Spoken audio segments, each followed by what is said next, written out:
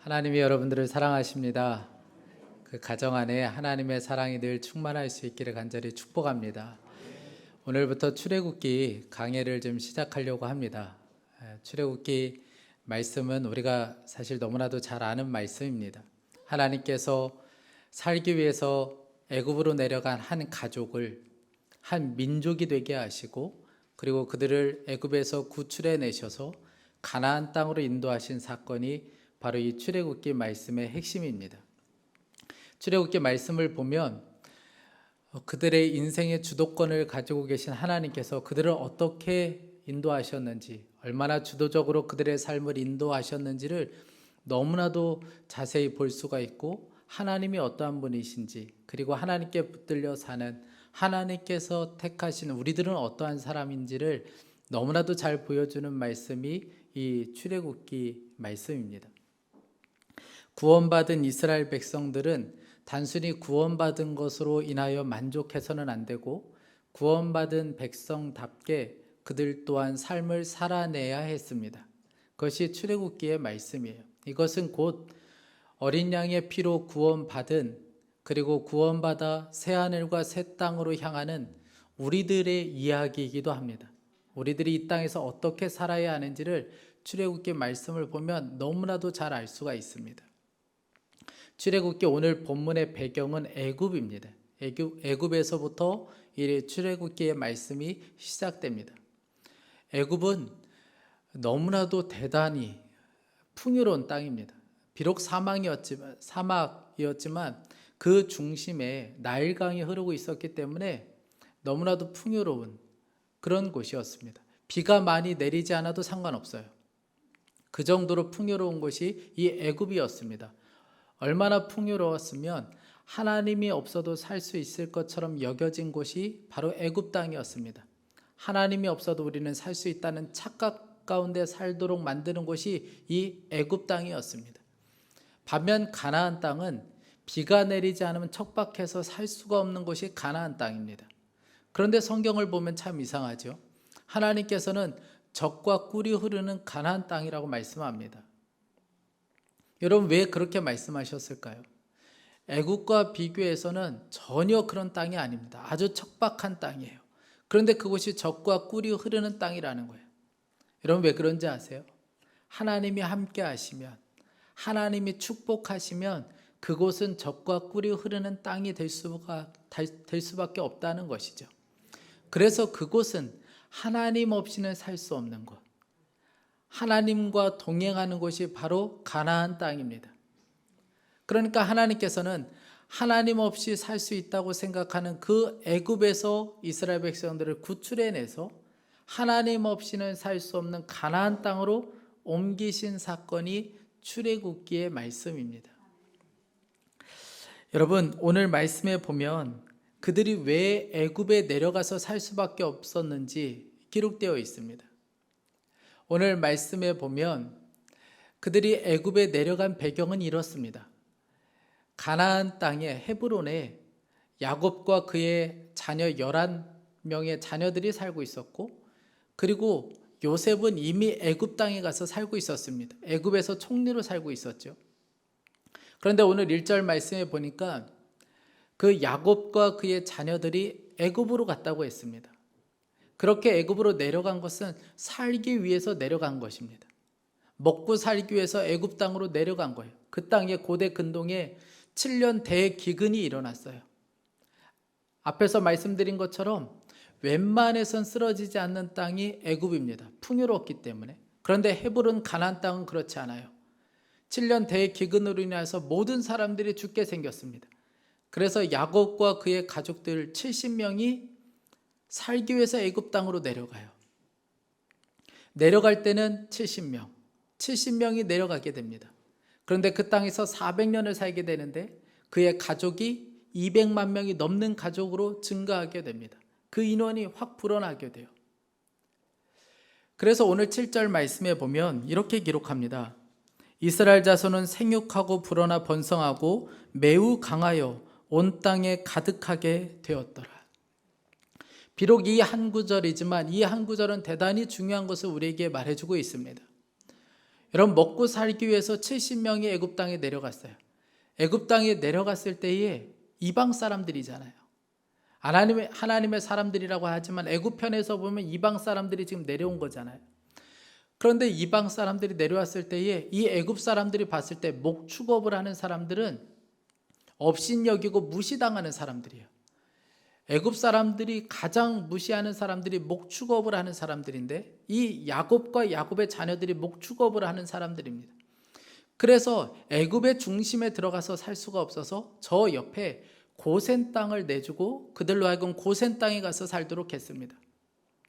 별로 볼품없는 그 땅에서 70명이 살기 시작했는데 400년이 훨씬 넘어서 200만 명이 넘는 사람으로 확 불어나게 되었다는 거예요. 여러분, 어떻게 이런 일이 가능할 수 있었던 걸까요? 어떻게 이런 일이 어쩌다 보니까 아이를 많이 낳다 보니까 이런 일이 벌어진 걸까요? 그렇지 않습니다. 하나님께서 아브라함에게 이미 약속해 주셨어요.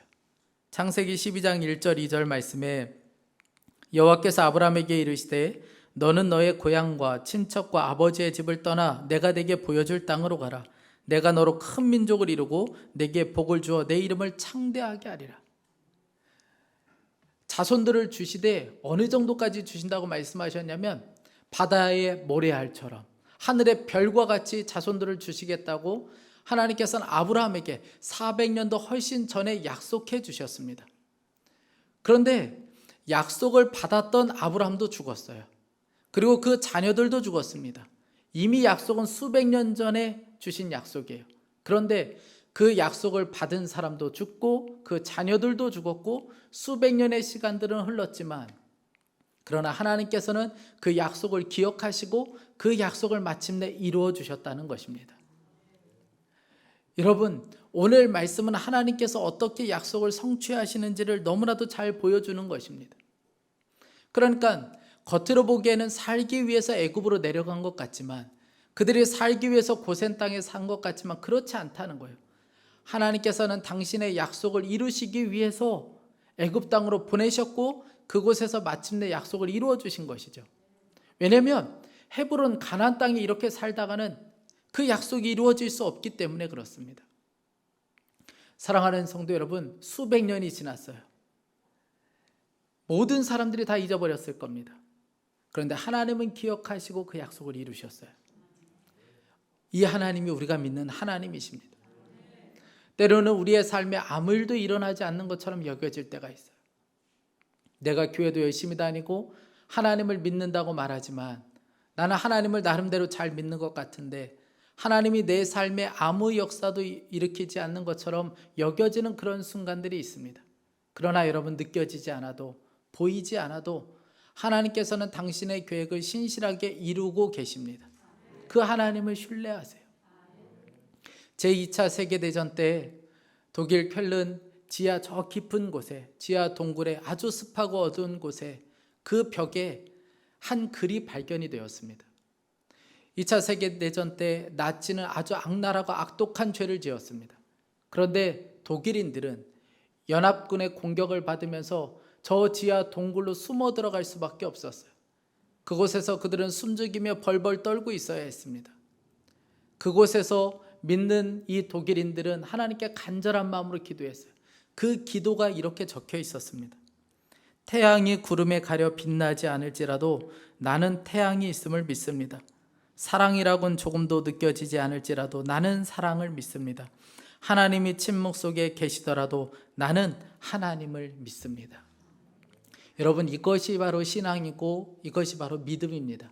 보이지 않아도, 증거가 보이지 않는다 할지라도 여전히 하나님은 살아계시고 하나님은 내 인생을 주관하고 계신다. 하나님은 반드시 약속한 것을 이루시는 분이시다. 이것이 바로 믿음이고 신앙인 거죠. 한창 그렇게 번성할 때, 잘 나갈 때, 강대국으로 그들이 성장해 나갈 때 이스라엘 백성들에게 큰 어려움이 닥치기 시작합니다. 오늘 8절 말씀해 보니까 요셉을 알지 못하는 새 왕이 일어나 애굽을 다스리더니, 애굽에 내려갔는데 애굽을 다스리던 왕은 죽었고 그리고 나서 새 왕이 다스리기 시작한다는 거예요. 그런데 그 왕이 어떤 왕인가? 요셉을 알지 못하는 왕이었다는 거예요. 여러분, 이 말씀은 잘 이해가 되지 않습니다. 왜냐하면 요셉이 총리로서 그 땅에서 한 일이 어떤 일인데 그것을 모를 리가 있겠어요? 그 땅 국민이라면 그 땅에 있는 아이들조차도 요셉이 총리로서 어떤 일을 했는지 모든 사람들이 다 알 정도입니다.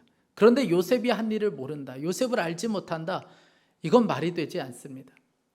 이렇게 표현한 것은 요셉에 대해서 호의적이지 않은 왕이었다는 거예요. 요셉을 별로 좋아하지 않는 왕이 이 애굽을 다스리기 시작했다는 것입니다. 요셉을 알지 못하는 이 왕이 다스리면서부터 큰 어려움이 닥치기 시작해요. 새 왕이 이 애굽을 다스리고 보니까 저 이스라엘 백성들이 눈에 거슬리기 시작하는 거예요. 너무 강대하게 자라나고 있고 너무 커지는 것을 보면서 위기감을 갖기 시작합니다. 그래서 오늘 9절 10절에 이렇게 이야기합니다. 그가 그 백성에게 이르되 이 백성 이스라엘 자손이 우리보다 많고 강하도다. 자, 우리가 그들에게 대하여 지혜롭게 하자. 두렵건대 그들이 더 많게 되면 전쟁이 일어날 때에 우리 대적과 합하여 우리와 싸우고 이 땅에서 나갈까 하노라. 사람이 이렇게 두렵습니다. 두려움이 이렇게 무서워요. 아무리 왕이라 할지라도 한번 두려움에 사로잡히니까 어떻게 해야 될지를 모르겠는 거예요. 저렇게 커지다가는 갑자기 폭동이라도 일으키면 우리나라는 꼼짝할 수 없게 된다. 그러면 어떻게 하면 좋을까? 여러분 생각해 보세요. 그렇게 두려우면 그냥 쫓아내버리면 되잖아요. 지금쯤 그냥 쫓아버리면 되잖아요. 그런데 그렇게 할 수는 없어요. 왜냐하면 이만한 노동력이 없거든요. 그러니까 쫓아보낼 수는 없고 데리고 있자니 너무나도 두렵고, 그래서 애굽 정부가 택한 것은 고난이었습니다. 그들에게 고난을 주는 거예요. 오늘 11절 또 14절 말씀입니다. 감독들을 그들 위에 세우고 그들에게 무거운 짐을 주어 괴롭게 하여 그들에게 바로를 위하여 국고성 비돔과 람셋을 건축하게 아니라 14절에 어려운 노동으로 그들의 생활을 괴롭게 하니, 노예처럼 부리고 아주 괴롭게 만들었다는 거예요. 왜 이렇게 심한 노동을 시킨 걸까요? 그리고 16절에 보면, 우리가 다음 주에 살펴보겠지만 16절에 보면 아들이 태어나면 모두 죽이도록 했습니다. 그러니까 아들이 낳으면 죽이도록 한 것도 그렇고 이 심한 노동도 시킨 이유는 하나 때문에 그렇습니다. 씨를 말려버리겠다는 거예요. 심한 노동을 해서 아예 그냥 아이를 낳지 못하도록, 그리고 16절에 보면 아들이 나오면 다 죽이도록 하는 것은 완전히 이스라엘 민족을 이 땅에서 씨를 말려버리겠다는 정책이었습니다.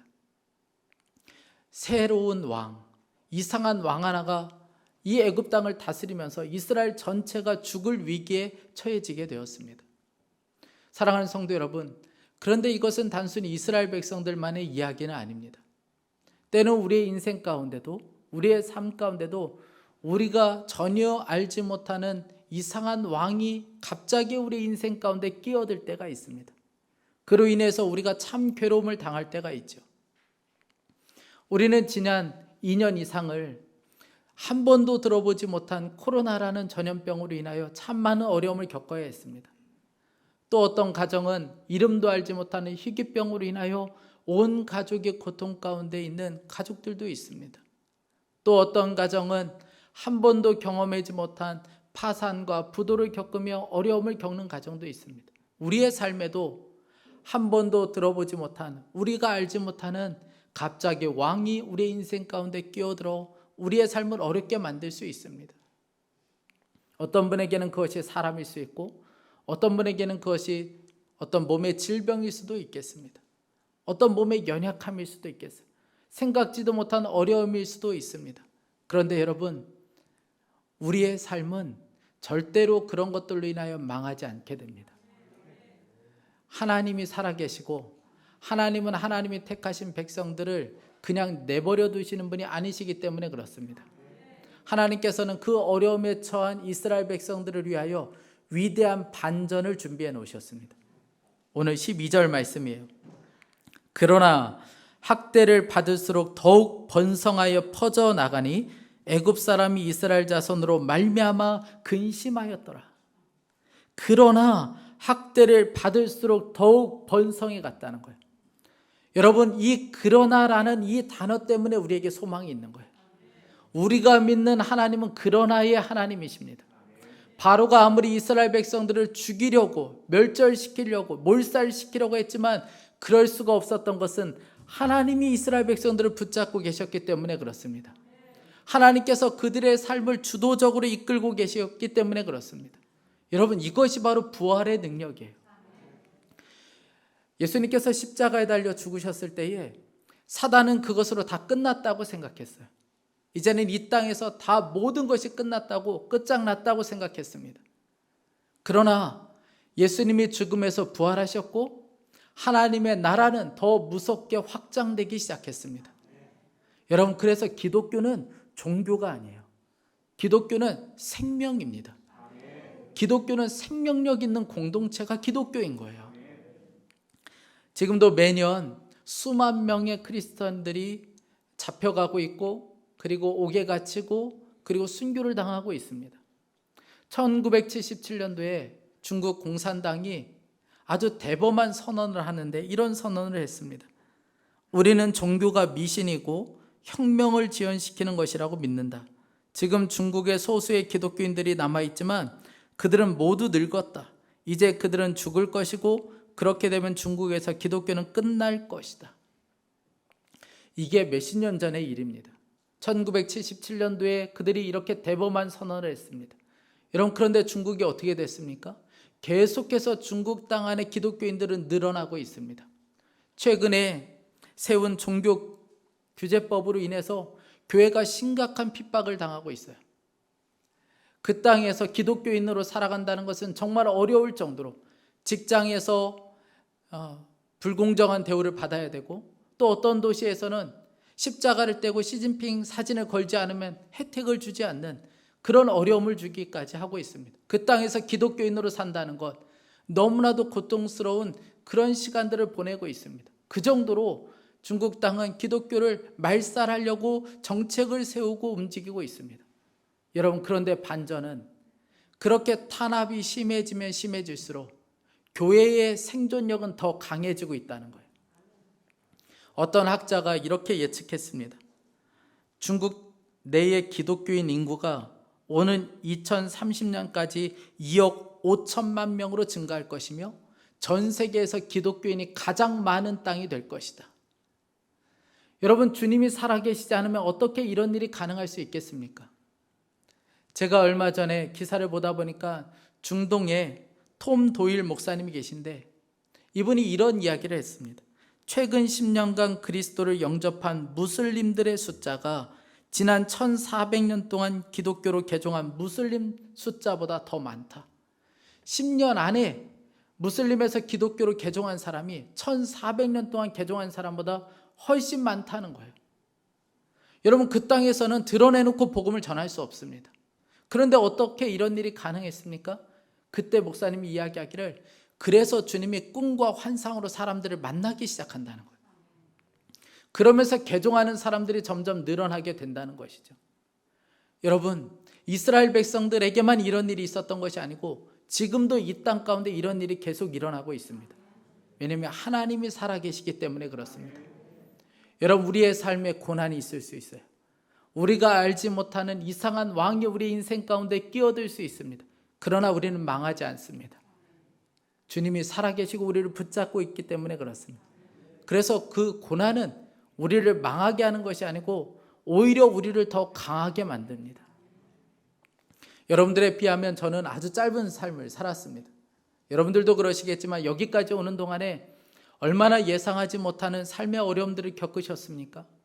누군가는 사별의 아픔을, 누군가는 암으로 인하여, 누군가는 파산으로 정말 어려움들을 많이 겪으셨죠. 누구 예상이나 했겠습니까? 내 삶에 그런 일이 있을 거라는 것을 누가 예상할 수 있었겠어요? 저 역시 지금까지 살아오면서 여러 번의 예상하지 못하는 고난을 만날 때가 있었습니다. 집이 경매로 넘어가기도 하고, 그리고 사랑하는 가족들이 암에 걸리기도 하고, 그리고 사랑하는 사람과 갑자기 이별을 해야 되는 그런 아픔도 겪어야 했습니다. 전혀 예상하지 못한 그런 고난을 만나는 순간들이 저에게는 여러 번 있었습니다. 제가 여기서 만났다고 표현하는 것은 단순히 고난을 당한 것이 아니고 고난을 만났다고 표현하는 것은 그 만남을 통해서 제가 쓰러지고 넘어지고 절망 가운데 살았던 것이 아니고 그 만남을 통해서 저는 참 많이 변했고 저는 많이 성장했기 때문에 그렇습니다. 어떻게 이런 일이 가능할 수 있었던 걸까요?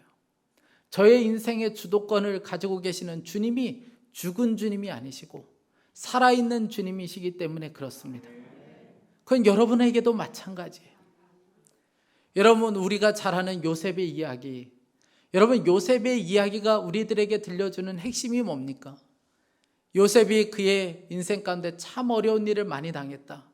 여러분, 이것을 전해주고 있는 걸까요? 그렇지 않습니다. 요셉의 이야기의 핵심은 하나님께서 요셉의 인생을 역전시켜 주셨다는 거예요. 우리가 잘 아는 대로 요셉의 형들은 진짜 악랄했습니다. 정말 악한 자들이었어요. 평생 원수처럼 지내도 할 말이 없는 사람들이 그 요셉의 형들이었습니다. 그런데 그 요셉의 형들 사이에 요셉이 본 것은 그들의 악한 행동을 본 것이 아니고 그 가운데 하나님의 역사를 보았다는 거예요. 그래서 요셉이 그의 인생의 마지막 때 그 일을 겪으면서 그가 이렇게 고백합니다. 창세기 50장 20절 말씀에 형님들은 나를 해치려고 하였지만 하나님은 오히려 그것을 선하게 바꾸셔서 오늘과 같이 수많은 사람의 생명을 구원하셨습니다. 요셉의 고백이 뭐예요? 악을 선으로 바꾸셨다는 거예요. 하나님께서. 형들은 동생을 죽으라고 구덩이에 던졌습니다. 그런데 하나님께서 건져주셨어요. 살려주셨습니다. 형들은 저 노예로 팔려가서 죽도록 고생하다가 그냥 죽어버리라고 노예로 팔아버렸습니다. 그런데 하나님께서는 가장 선한 길로 인도해 주셨습니다. 보디발 장굴에 들어갔을 때에 모함을 받으며 감옥에 들어갔죠. 그런데 하나님께서는 그곳에서 가장 선하게 인도해 주셨습니다. 하나님께서는 요셉의 인생을 악을 선으로 바꾸셨고 고난을 축복으로 바꿔주셨습니다. 이분이 바로 우리가 믿는 하나님이세요. 루스 우스터만이라는 화가가 있습니다. 아주 유명한 화가인데 이 화가는 특징이 아이들이 만약에 벽이나 종에다가 낙서를 하게 되면 그냥 지켜본다는 거예요. 여러분, 우리 같았으면 어떻게 하겠습니까? 그냥 매를 들어서라도 그 버르장머리를 고쳐놓지 않겠어요? 그런데 이 루스 우스터만이라는 화가는 아이들이 벽에다가 그렇게 장난치듯 그림을 그려놓으면 그냥 지켜본다는 거예요. 그리고 나서 아이가 떠나면 그 그림에다가 붓을 들어서 색칠을 해주고 그림을 그려준다는 거예요. 그리고 나서 정말 훌륭한 작품으로 만들어낸다는 것입니다. 여러분, 이스라엘 백성들 가운데 바로로 인하여 이스라엘 역사가 완전히 엉망이 되어버렸습니다. 그냥 다 망친 것처럼 보였어요. 그런데 그때 하나님께서는 붓을 드셔서 그들의 인생 가운데 새로운 그림을 그려내셨습니다. 전혀 예상하지 못한 그림이었어요. 바로도 예상하지 못했고 이스라엘 백성도 예상하지 못한 그 그림을 완성시켜 주셨습니다. 여러분, 우리의 삶도 마찬가지예요. 때로는 우리가 절망하고 낙심하는 이유가 어디 있습니까? 사람 때문에, 우리가 겪는 고난 때문에, 지금 겪고 있는 이 일 때문에 우리의 삶이 엉망이 되고 있다고 생각하니까 낙심하게 되는 거죠. 그러니까 사람을 용서할 수가 없는 거예요. 저 사람 때문에 내 인생이 이렇게 됐다. 그렇게 생각하니까 그 사람을 용서할 수가 없는 겁니다. 배우자 때문에 우리의 집안이 이렇게 됐다. 그렇게 생각하니까 남편, 아내를 용서할 수가 없는 거예요. 부모 때문에 우리의 집안이 이렇게 됐다고 생각하니까 그 부모를 용서할 수가 없는 겁니다. 함께 동업했던 그 사람 때문에 내 기업이 이렇게 엉망이 되었다고 생각하니까 그 사람을 죽도록 미워하고 용서할 수가 없는 거죠. 여러분, 한번 생각해 보세요. 진짜 그렇습니까? 그들 때문에 우리의 인생이 이렇게 됐으며 그들 때문에 우리의 집안이 이렇게 된 것입니까? 여러분, 이것처럼 위험한 말이 어디 있어요? 그것은 하나님보다 그 사람들을 내 인생의 가장 중요한 자리에 놓고 있다는 증거인 거예요. 우리의 삶은 그렇지 않습니다. 우리의 삶의 인생의 그림을 그리시는 분은 오직 하나님 한 분이세요. 고난도, 질병도, 가난도, 다른 사람도 우리의 그림을 망칠 수가 없어요. 아니 혹 망친다 할지라도 하나님은 다시 우리 인생 가운데 붓을 대시고 우리의 그림을 완성시켜 주시는 분이십니다. 아직 그림이 완성되지 않은 것뿐이에요. 아직 그림이 그려지고 있는 것뿐입니다. 제가 오늘 말씀을 준비하면서 이지선 자매가 떠올랐습니다. 이지선 자매는 2000년도에 학교 수업을 마치고 저녁에 차를 타고 가는 중에 횡단보도 앞에서 서 있는데 음주운전 차량이 뒤에 와서 세게 들이받는 바람에 이 차가 폭발하게 돼요. 그리고 차 사이에 끼어 있는 그 사이에 온몸에 불이 붙게 됩니다. 그래서 아주 심한 화상을 입게 되죠. 아주 얼굴은 흉측하게 변하고 수술을 수차례 했지만 그 얼굴이 돌아오지 않았습니다. 어느 날 식사를 할 때 숟가락에 비친 자기 모습을 보는 순간에 절망이라는 것이 이 가슴에 찾아왔어요. 절망이 찾아오니까 할 수 있는 것은 두 가지밖에 없었다. 하나는 옥상을 찾아 올라가는 거예요. 더 이상 살 소망이 없어서 옥상을 찾아 올라가는 것이었고, 또 하나는 하나님을 찾아보는 것이었어요. 그녀가 고민하다가 엄마에게 엄마 우리 교회 가자. 그리고 교회 가서 몇 시간을 앉으며 하나님께 따져 물었습니다. 이렇게 살려놓으셨으면 대책이 있지 않겠습니까? 하나님이 이렇게 살아계시고 저를 이렇게 살려주셨으면 무슨 대책이 있으신지 그 계획 좀 한번 이야기해 보시라고 그렇게 따져 물었는데, 여러분 하나님이 대답하셨겠습니까? 아무 대답도 없는 거예요. 그 다음날 주일이 되었어요. 교회 갔는데 아무 소리도 들리지 않아요. 나는 이렇게 얼굴이 엉망이 되었고 내 인생은 이렇게 엉망이 되었는데 주변은 아무 일도 일어나지 않는 거예요. 늘 똑같은 거예요. 그게 더 화가 나는 겁니다. 예배 시간에 말씀도 들어오지 않고 찬양도 들어오지 않아요. 예배 후에 목사님을 부른 것도 아닌데 목사님이 찾아와서 기도를 해주셨어요. 이 이지선 자매를 안아주며 이렇게 기도를 시작하셨습니다. 사랑하는 딸아, 사랑하는 딸아. 그런데 그 한마디가 주님의 음성으로 들려졌어요. 나도 이런 나를 사랑할 수 없는데 하나님이 나를 사랑한다니. 그러면서 하나님께서는 두 가지 약속을 주셨습니다. 하나는 세상 가운데 너를 다시 세우겠다. 그리고 또 하나는 힘들고 어려운 사람들에게 너를 희망의 메시지가 되게 해주겠다. 믿어지지 않는 약속이었어요. 이런데 내 삶이 어떻게 희망의 메시지가 될 수 있을까? 그런데 갑자기 성경에서 말하는 살아계신 주님이시라면 할 수 있지 않겠나? 그래서 이 말씀을 믿었어요.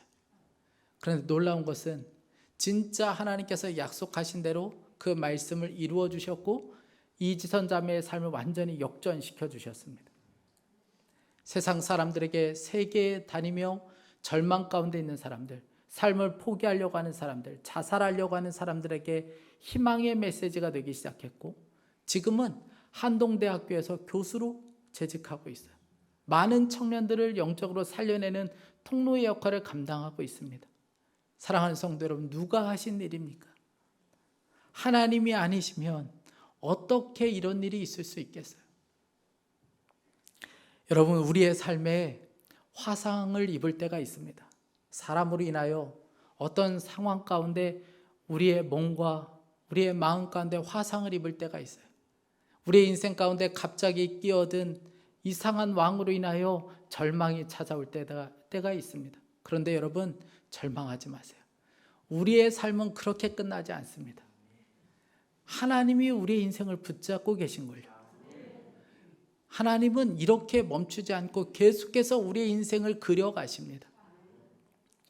그래서 유진 피터슨이 이런 이야기 했습니다.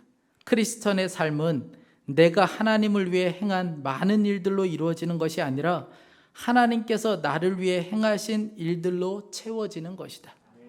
여러분, 하나님께서 우리 인생 가운데 하나님이 하시는 일들로 계속 채워가고 계십니다. 그리고 약속한 것을 반드시 이루시는 분이시고 마침내 우리의 삶을 역전시키실 수 있는 위대한 반전을 준비해 놓고 계신 분이십니다. 저와 여러분이 그 하나님을 신뢰할 수 있기를 간절히 축복합니다. 절망하지 마십시오. 이번 한 주간도 어떤 일이 벌어질지 모르지만 되어지는 상황으로 인하여 절망하지 마십시오. 이상한 사람이 나타났을 때 오늘 말씀을 기억하세요. 그리고 여러분 선포하세요. 하나님이 내 인생을 붙잡고 계신다. 우리 시간에 함께 기도하겠습니다. 우리 시간에 함께 간절한 마음으로 좀 기도하겠습니다. 하나님은 우리의 약속을 이루시는 분이시고 우리의 인생의 그림을 계속해서 그려가시는 분이십니다. 우리 이 시간에 함께 기도할 때 하나님, 제가 절망하지 않고 낙심하지 않게 해주십시오.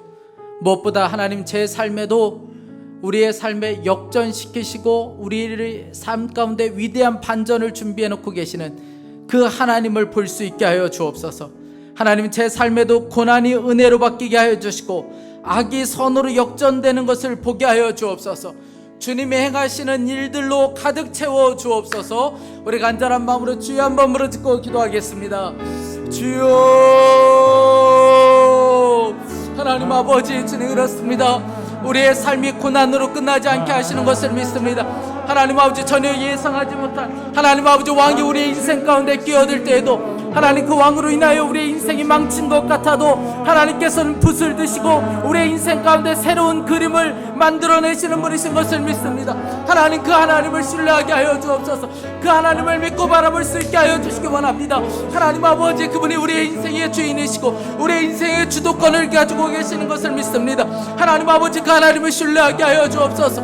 그 하나님을 계속해서 바라볼 수 있게 하여 주시기 원합니다. 위대한 반전을 준비해 놓고 계신 하나님, 하나님 아버지, 우리의 삶을 역전시킬 수 있는 하나님, 하나님 아버지, 그 하나님을 신뢰하게 하여 주옵소서. 하나님, 절망하지 않게 하여 주시고 낙심하지 않게 하여 주시고 오직 살아계신 하나님을 신뢰함으로 나갈 수 있게 하여 주시기 원합니다. 하나님 아버지, 자녀의 문제로, 하나님 아버지, 경제적인 문제로 하나님 아버지 묶여있는 성도들이 있습니까? 하나님 아버지, 주여 함께 하시는 주님을 볼 수 있게 하여 주옵소서.